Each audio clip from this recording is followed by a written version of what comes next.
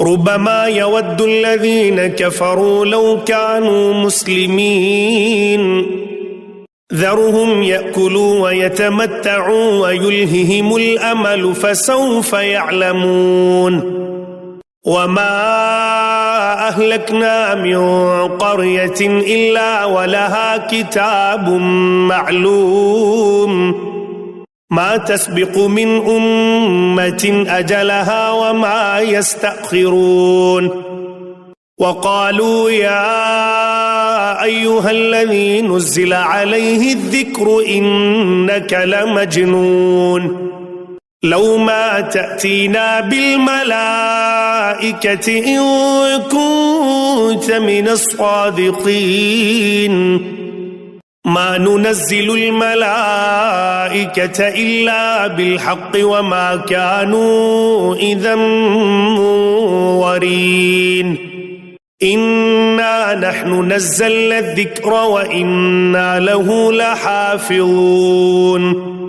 ولقد أرسلنا من قبلك في شيع الأولين وما يأتيهم من رسول إلا كانوا به يستهزئون كذلك نسلكه في قلوب المجرمين لا يؤمنون به وقد خلت سنة الأولين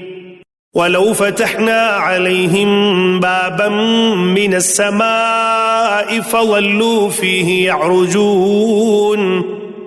لقالوا إنما سكرت أبصارنا بل نحن قوم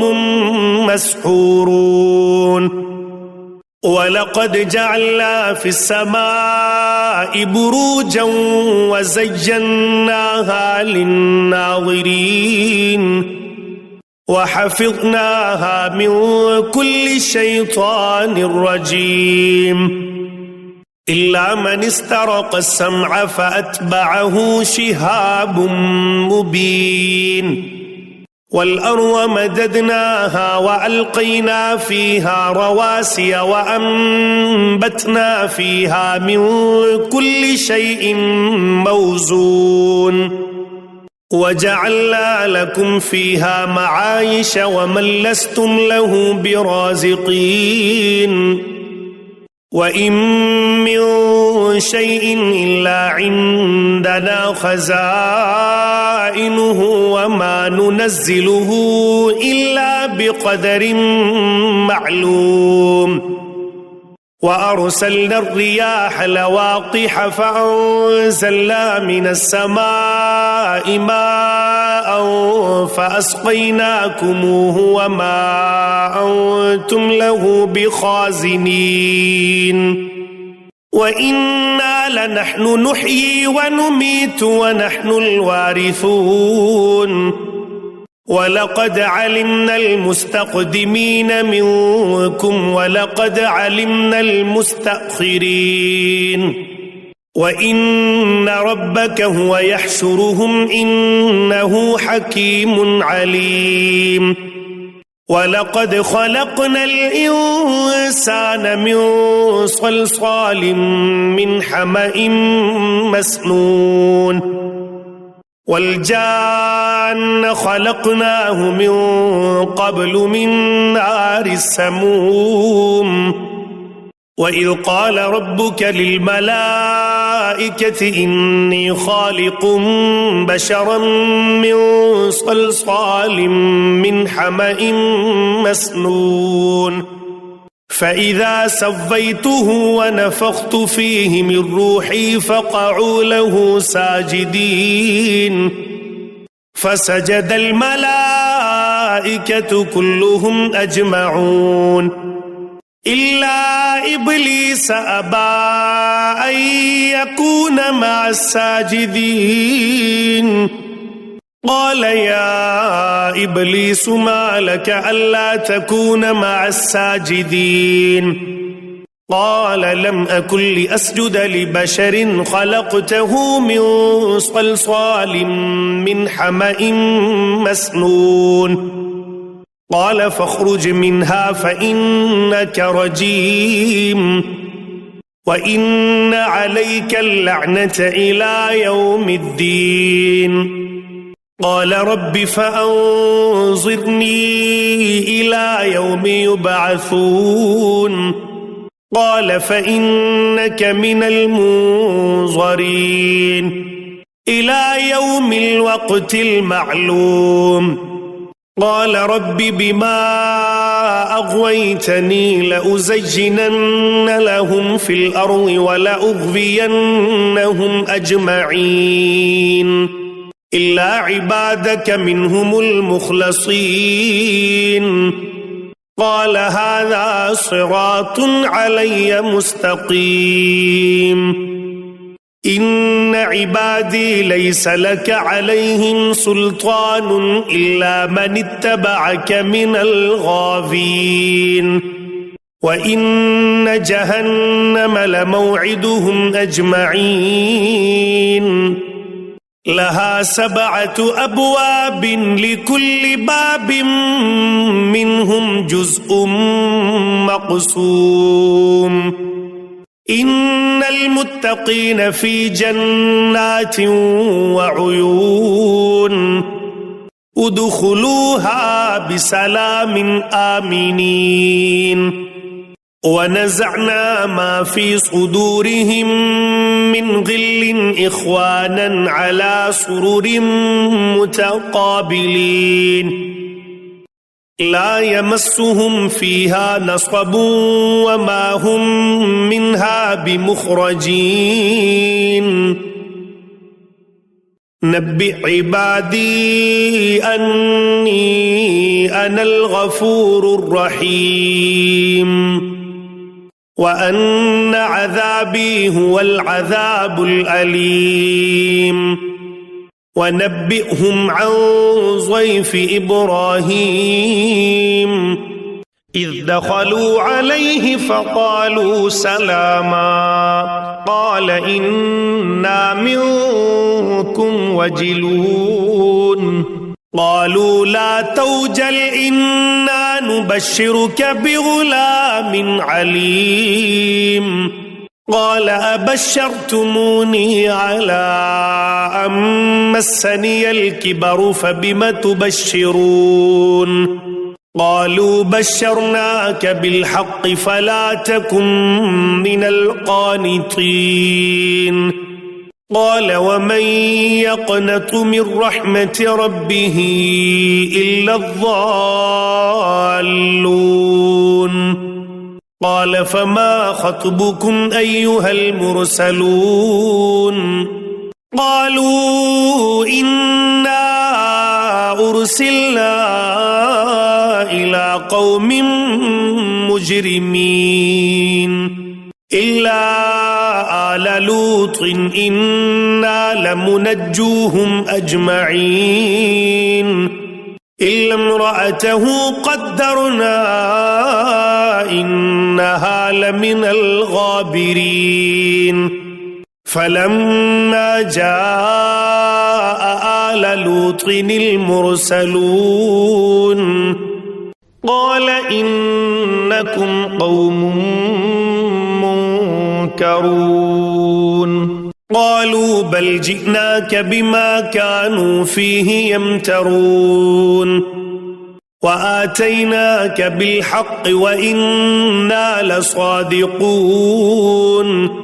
فأسر بأهلك بقطع من الليل واتبع أدبارهم ولا يلتفت منكم أحد وامضوا حيث تؤمرون. وقضينا إليه ذلك الأمر أن دابر هؤلاء مقطوع مصبحين. وجاء أهل المدينة يستبشرون قال إن هؤلاء ضيفي فلا تفضحون واتقوا الله ولا تخزون. قالوا أولم ننهك عن العالمين. قال هؤلاء بناتي إن كنتم فاعلين لعمرك إنهم لفي سكرتهم يعمهون فأخذتهم الصيحة مشرقين فجعلنا عاليها سافلها وأمطرنا عليهم حجارة من سجيل إن في ذلك لآيات للمتوسمين وإنها لبسبيل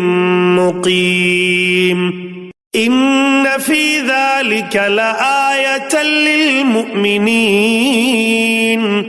وإن كان أصحاب الأيكة لظالمين فانتقمنا منهم وإنهما لبإمام مبين ولقد كذب أصحاب الحجر المرسلين وآتيناهم آياتنا فكانوا عنها معرضين وكانوا ينحتون من الجبال بيوتا آمنين فأخذتهم الصيحة مصبحين فما أغنى عنهم ما كانوا يكسبون وما خلقنا السماوات والأرض وما بينهما إلا بالحق وإن الساعة لآتية فاصفح الصفح الجميل إن ربك هو الخلاق العليم ولقد آتيناك 7 من المثاني والقرآن العظيم لا تمدن عينيك إلى ما متعنا به أزواجا منهم ولا تحزن عليهم واخفض جناحك للمؤمنين وقل إني أنا النذير المبين كما أنزلنا على المقتسمين الذين جعلوا القرآن عضين فوربك لنسألنهم أجمعين عما كانوا يعملون فاصدع بما تؤمر وأعرض عن المشركين إنا كفيناك المستهزئين الذين يجعلون مع الله إلها آخر فسوف يعلمون ولقد نعلم أنك يضيق صدرك بما يقولون فسبح بحمد ربك وكن من الساجدين واعبد ربك حتى يأتيك اليقين بسم الله الرحمن الرحيم أتى أمر الله فلا تستعجلوه سبحانه وتعالى عما يشركون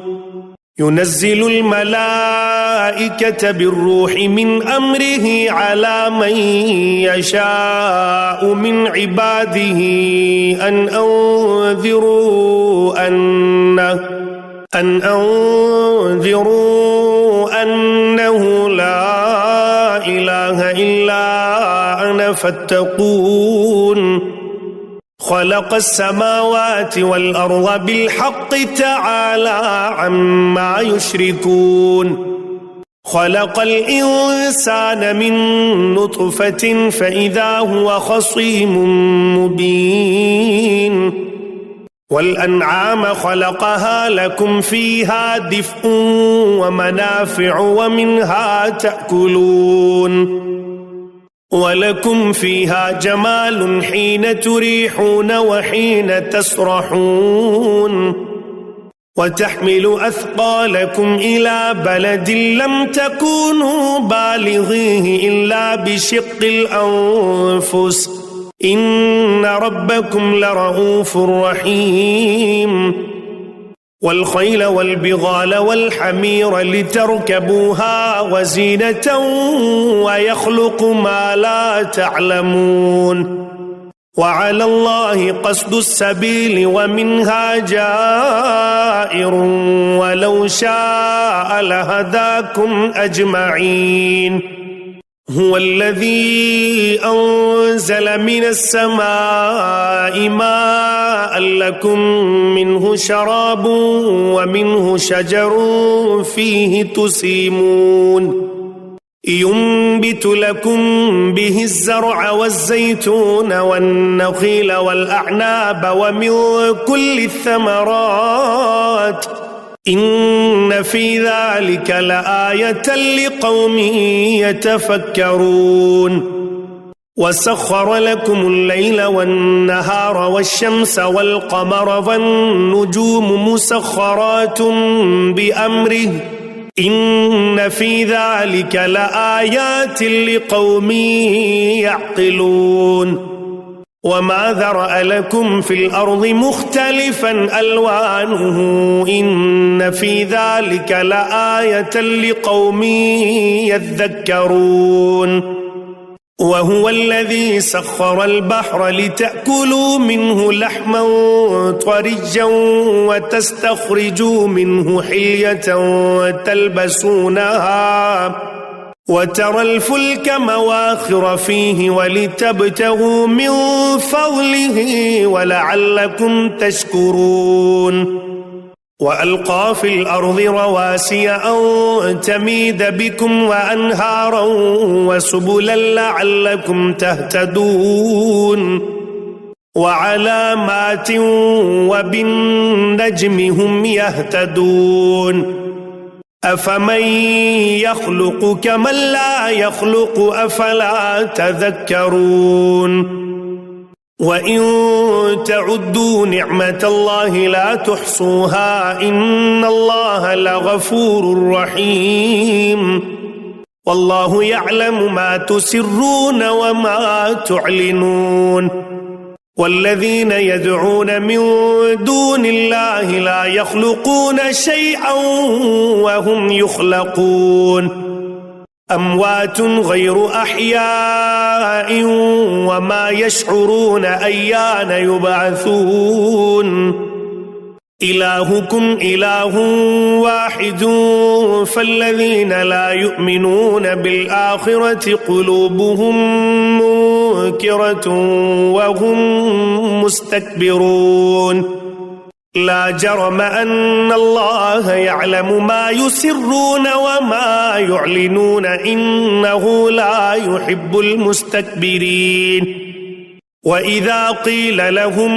ماذا أنزل ربكم قالوا أساطير الأولين ليحملوا أوزارهم كاملة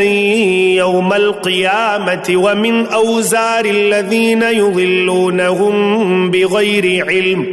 ألا ساء ما يزرون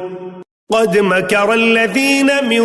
قبلهم فأتى الله بنيانهم من القواعد فخر عليهم السقف من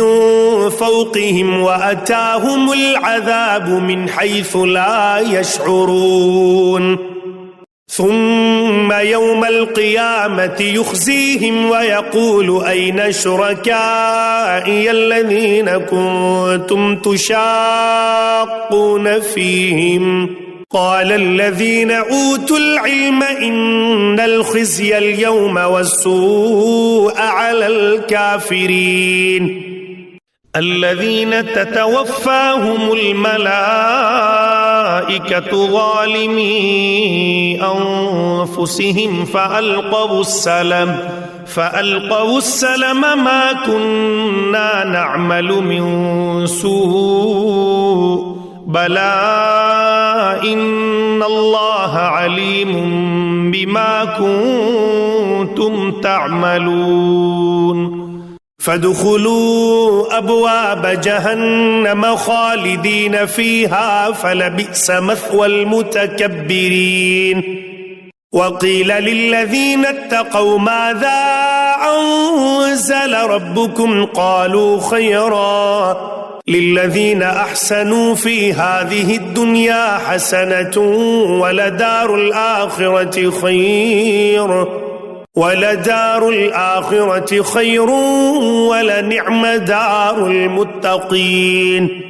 جنات عدن يدخلونها تجري من تحتها الأنهار لهم فيها ما يشاءون كذلك يجزي الله المتقين الذين تتوفاهم الملائكة طيبين يقولون سلام عليكم ادخلوا الجنة بما كنتم تعملون هل ينظرون إلا أن تأتيهم الملائكة أو يأتي أمر ربك كذلك فعل الذين من قبلهم وما ظلمهم الله ولكن كانوا أنفسهم يظلمون فأصابهم سيئات ما عملوا وحاق بهم ما كانوا به يستهزئون وقال الذين أشركوا لو شاء الله ما عبدنا من دونه من شيء نحن ولا آباؤنا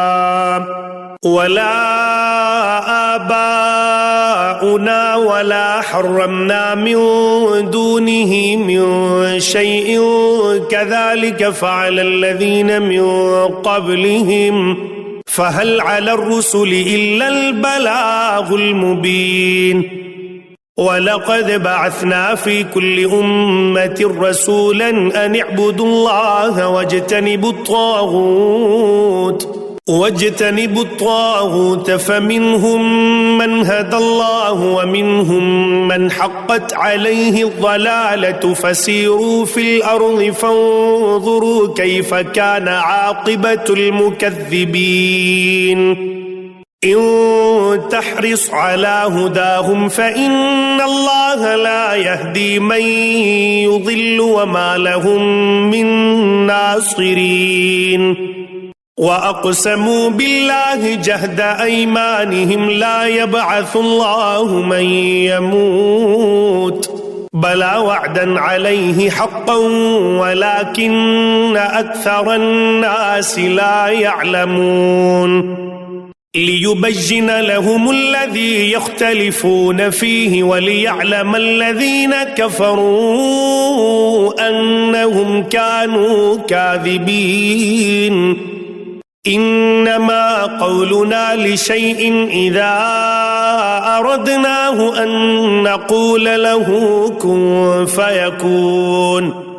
والذين هاجروا في الله من بعد ما ظلموا لنبوئنهم في الدنيا حسنة ولأجر الآخرة أكبر لو كانوا يعلمون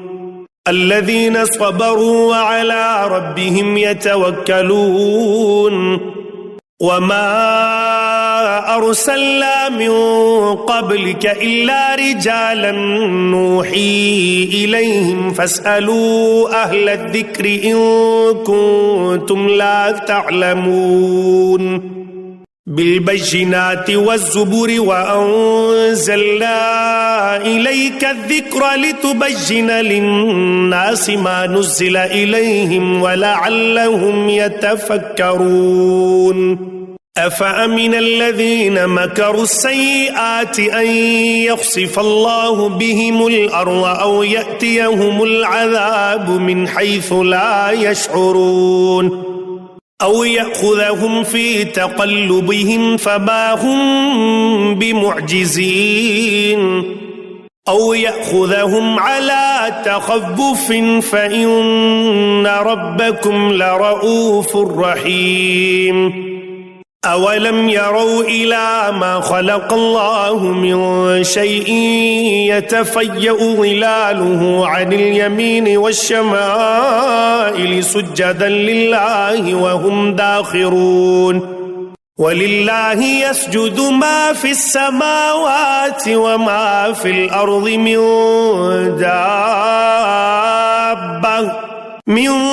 دابة والملائكة وهم لا يستكبرون يخافون ربهم من فوقهم ويفعلون ما يؤمرون وقال الله لا تتخذوا إلهين اثنين إنما هو إله واحد فإياي فارهبون وله ما في السماوات والأرض وله الدين واصبا أفغير الله تتقون وما بكم من نعمة فمن الله ثم إذا مسكم الضر فإليه تجأرون ثم إذا كشف الضر عنكم إذا فريق منكم بربهم يشركون ليكفروا بما آتيناهم فتمتعوا فسوف تعلمون ويجعلون لما لا يعلمون نصيبا مما رزقناهم تالله لتسألن عما كنتم تفترون ويجعلون لله البنات سبحانه ولهم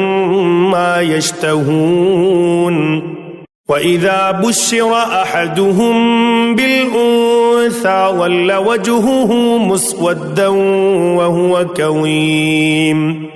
يتوارى من القوم من سوء ما بشر به أيمسكه على هون أم يدسه في التراب ألا ساء ما يحكمون للذين لا يؤمنون بالآخرة مثل السوء ولله المثل الأعلى وهو العزيز الحكيم ولو يؤاخذ الله الناس بظلمهم ما ترك عليها من دابة ولكن يؤخرهم إلى أجل مسمى فإذا جاء أجلهم لا يستأخرون ساعة ولا يستقدمون ويجعلون لله ما يكرهون وتصف ألسنتهم الكذب أن لهم الحسنى لا جرم أن لهم النار وأنهم مفرطون تالله لقد أرسلنا إلى من قبلك فزين لهم الشيطان أعمالهم فهو وليهم اليوم ولهم عذاب أليم وما أنزلنا عليك الكتاب إلا لتبين لهم الذي اختلفوا فيه وهدى ورحمة لقوم يؤمنون والله أنزل من السماء ماء فأحيا به الأرض بعد موتها إن في ذلك لآية لقوم يسمعون وإن لكم في الأنعام لعبرة نسقيكم مما في بطونه من بين فرث ودم لبنا خالصا سائغا للشاربين ومن ثمرات النخيل والأعناب تتخذون منه سكرا ورزقا حسنا إن في ذلك لآية لقوم يعقلون وأوحى ربك إلى النحل أن اتخذي من الجبال بيوتا ومن الشجر ومما يعرشون ثم كلي من كل الثمرات فاسلكي سبل ربك ذللا يخرج من بطونها شراب مختلف ألوانه فيه شفاء للناس إن في ذلك لآية لقوم يتفكرون والله خلقكم ثم يتوفاكم ومنكم من يرد إلى أرذل العمر لكي لا يعلم بعد علم شيئا إن الله عليم قدير والله فضل بعضكم على بعض في الرزق فما الذين فضلوا براد رزقهم على ما ملكت أيمانهم فهم فيه سواء أفبنعمة الله يجحدون والله جعل لكم من أنفسكم أزواجا وجعل لكم من أزواجكم بنين وحفدة ورزقكم من الطيبات أفبالباطل يؤمنون وبنعمة الله هم يكفرون ويعبدون من دون الله ما لا يملك لهم رزقا من السماوات والأرض شيئا ولا يستطيعون فلا تضربوا لله الأمثال إن الله يعلم وأنتم لا تعلمون ضرب الله مثلا عبدا مملوكا لا يقدر على شيء ومن رزقناه منا رزقا حسنا فهو ينفق منه سرا وجهرا هل يستوون الحمد لله بل أكثرهم لا يعلمون وضرب الله مثلا رجلين أحدهما أبكم لا يقدر على شيء وهو كل على مولاه أينما يوجهه لا يأتي بخير هل يستوي هو ومن يأمر بالعدل وهو على صراط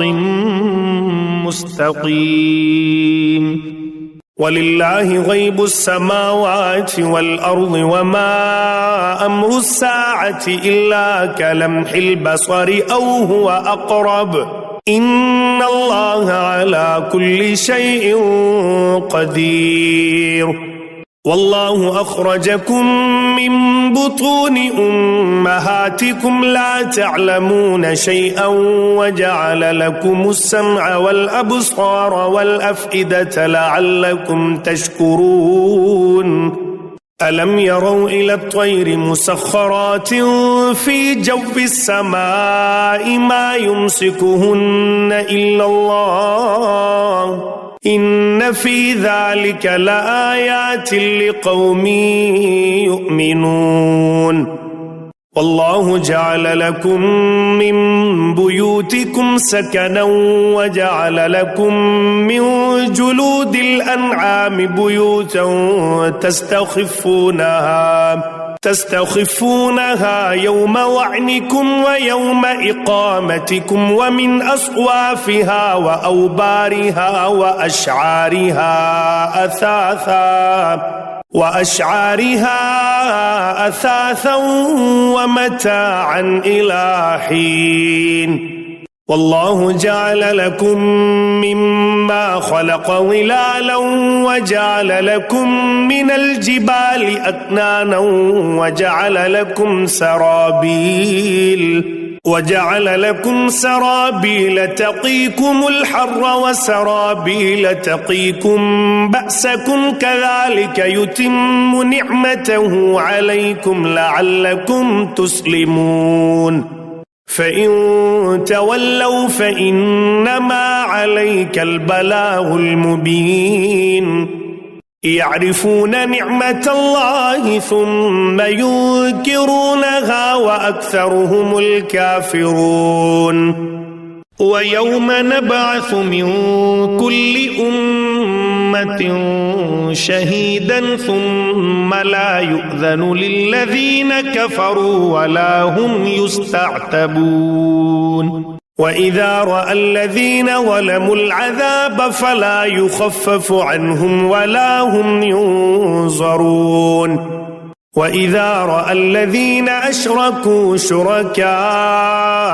قالوا ربنا هؤلاء شركاؤنا الذين كنا ندعو من دونك فألقوا إليهم القول إنكم لكاذبون وألقوا إلى الله يومئذ السلم وضل عنهم ما كانوا يفترون الذين كفروا وصدوا عن سبيل الله زدناهم عذابا فوق العذاب بما كانوا يفسدون ويوم نبعث في كل أمة شهيدا عليهم من أنفسهم وجئنا بك شهيدا على هؤلاء ونزلنا عليك الكتاب تبيانا لكل شيء وهدى ورحمة وبشرى للمسلمين إن الله يأمر بالعدل والإحسان وإيتاء ذي القربى وينهى عن الفحشاء والمنكر والبغي يعظكم لعلكم تذكرون وأوفوا بعهد الله إذا عاهدتم ولا تنقضوا الأيمان بعد توكيدها وقد جعلتم الله عليكم كفيلا إن الله يعلم ما تفعلون ولا تكونوا كالتي نقضت غزلها من بعد قوة أنكاثا تتخذون أيمانكم دخلا بينكم أن تكون أمة هي أربى من أمة إنما يبلوكم الله به وليبجنن لكم يوم القيامة ما كنتم فيه تختلفون ولو شاء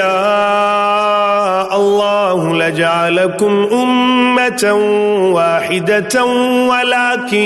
يضل من يشاء ويهدي من يشاء ولتسألن عما كنتم تعملون ولا تتخذوا أيمانكم دخلا بينكم فتزل قدم بعد ثبوتها وتذوقوا السوء بما صددتم عن سبيل الله ولكم عذاب عظيم ولا تشتروا بعهد الله ثمنا قليلا إنما عند الله هو خير لكم إن كنتم تعلمون ما عندكم ينفد وما عند الله باق ولنجزين الذين صبروا أجرهم بأحسن ما كانوا يعملون من عمل صالحا من ذكر أو أنثى وهو مؤمن فلنحيينه حياة طيبة ولنجزينهم أجرهم بأحسن ما كانوا يعملون فإذا قرأت القرآن فاستعذ بالله من الشيطان الرجيم إنه ليس له سلطان على الذين آمنوا وعلى ربهم يتوكلون إنما سلطانه على الذين يتولونه والذين هم به مشركون وإذا بدلنا آية مكان آية والله أعلم بما ينزل قالوا إنما أنت مفتر بل أكثرهم لا يعلمون قل نزله روح القدس من ربك بالحق ليثبت الذين آمنوا وهدى وبشرى للمسلمين ولقد نعلم أنهم يقولون إنما يعلمه بشر لسان الذي يلحدون إليه أعجمي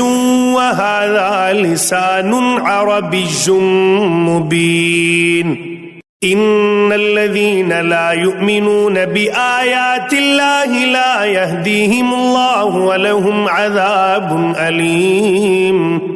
إنما يفتري الكذب الذين لا يؤمنون بآيات الله وأولئك هم الكاذبون من كفر بالله من بعد إيمانه إلا من أكره وقلبه مطمئن بالإيمان ولكن من شرح بالكفر صدرا فعليهم غضب من الله ولهم عذاب عظيم ذلك بأنه مستحب الحياة الدنيا على الآخرة وأن الله لا يهدي القوم الكافرين أولئك الذين طبع الله على قلوبهم وسمعهم وأبصارهم وأولئك هم الغافلون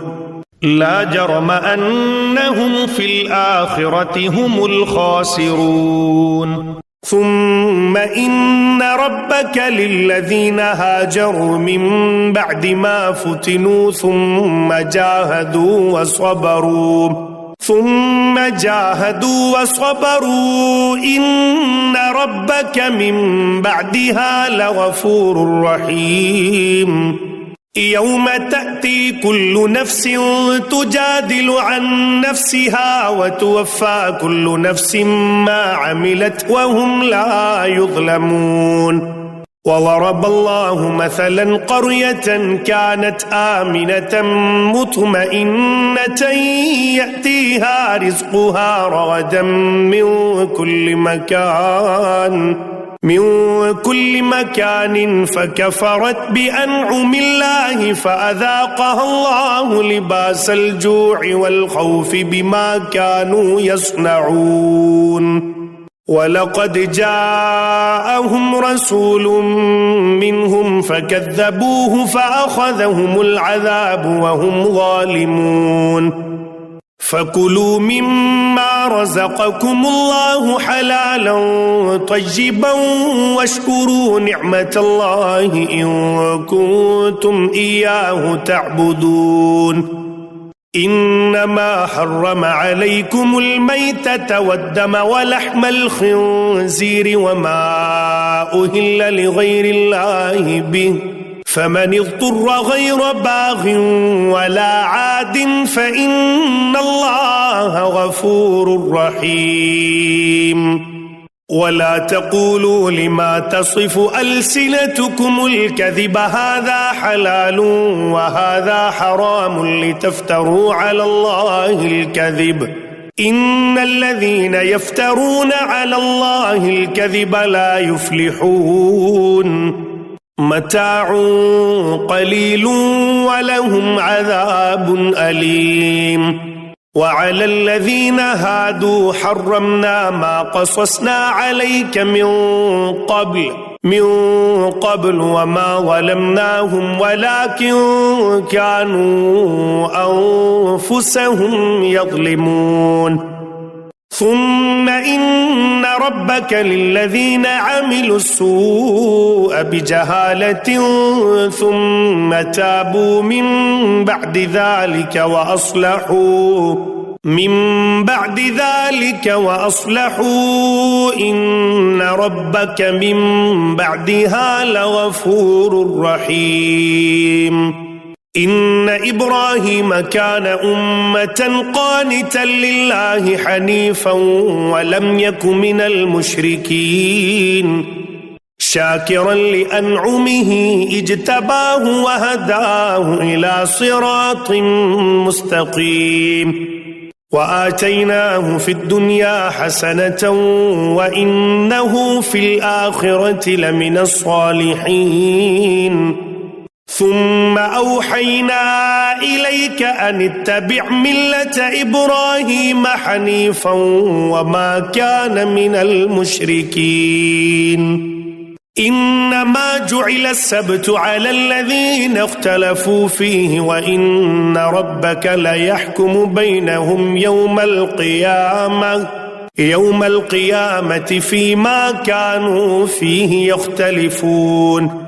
ادع إلى سبيل ربك بالحكمة والموعظة الحسنة وجادلهم بالتي هي أحسن إن ربك هو أعلم بمن ضل عن سبيله وهو أعلم بالمهتدين وإن عاقبتم فعاقبوا بمثل ما عوقبتم به ولئن صبرتم لهو خير للصابرين واصبر وما صبرك إلا بالله ولا تحزن عليهم ولا تك في ضيق مما يمكرون إن الله مع الذين اتقوا والذين هم محسنون.